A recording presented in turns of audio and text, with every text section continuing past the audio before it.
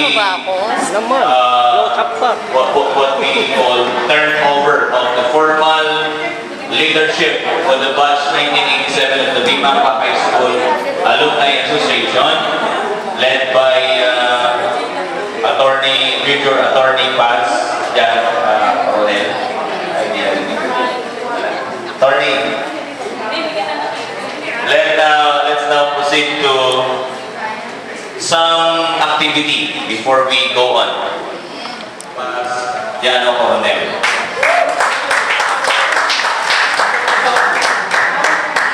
Magandang ako po ulit sa inyo lahat. Hindi ko ako kakanta. Pero, natutuwa ako sa araw na ito kasi nandito kayo. Dapat sana nagawa ko ng speech, pero dahil sa busy sa preparasyon, I'd like to do that spontaneous na ano yung nasa isip ko ngayon na nararamdaman ko ngayon sa oras na ito. Una sa lahat, gusto kong magpasalamat po sa ating principal, Dr. Alice Blas, ating engineer, Alejandro Evangelista, at kay Ms. Adele Almonte, at sa mga kusina, lalo na kay Ms. Soriano, for taking time para tayo ay samahan sa ating note-taking at saka induction of officers. Susunod, gusto kong pasalamatan muna yung mga COMELEC members at chairman na nag-facilitate ng eleksyon noon kahit na wala po ako ng mga panahon na yun. At least natapos po ng maayos ang eleksyon at narito na po tayo ngayon. Pangatlo, nais kong pasalamatan yung mga nagbutiling mga officers na na-elect kasi nakita ko sa kanila yung suporta nila sa akin. Kahit ako, hindi ko sila naging kaklase sa high school, pero nakita ko na yung commitment nila at ang suporta nila na matulungan ako at may ayos ang grupo. Sa pagkakataong ito, sa induction na ito, nagpapasalamat ako kay Lorna, kay Adele, kay Arlene, kay Amelita, kay Arnold, kay Kofi, lahat pala na ako, kay Kofi, kay Happy, lalo na kahit hindi siya session rep, pero very willing siya na supportan at tumulong sa amin. Lalo na si Renante at si Mike, ang ating partner ng Rocky na kahit anong minutos natin,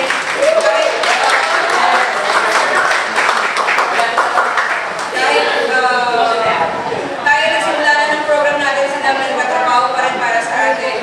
Kay Darren, kay Stella, kay Joby, kasi dumating siya, actually, unang napili na ng section rep ay si Joby, kaya lang meron siyang mga prior commitments na may talagang schedule na. So, pinipay na pinusapan niya si President para maging section rep.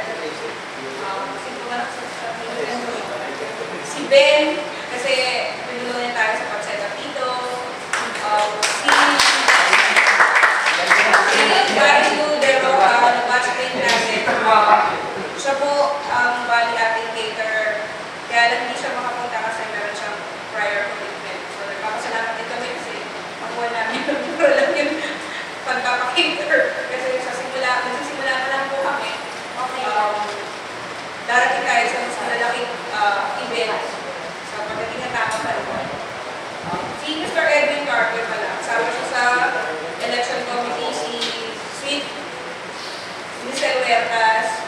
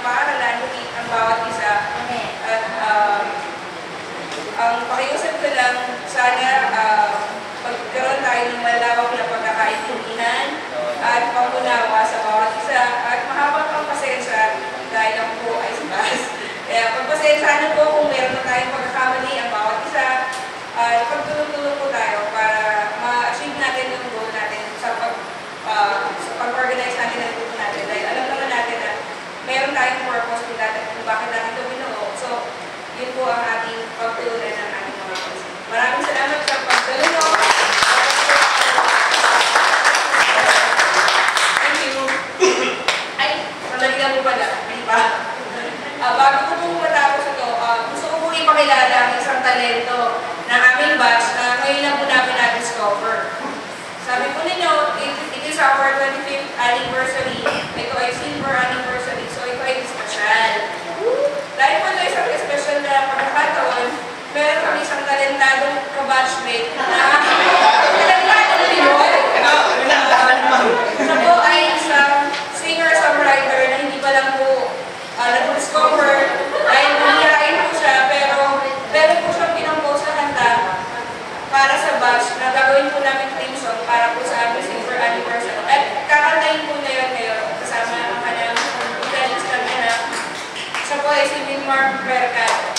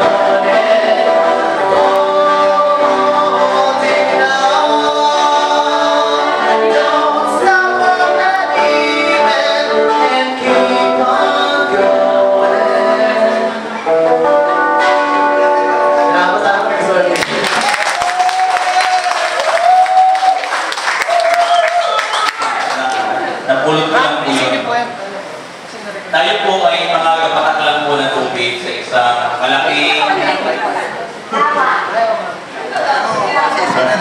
Tayo ay kapatak ng tubig lamang na bumubuo sa isang malaking karanasan. Hindi po ito matatawag na malawin po yung reservoir. Hindi po ito matatawag na reservoir kung wala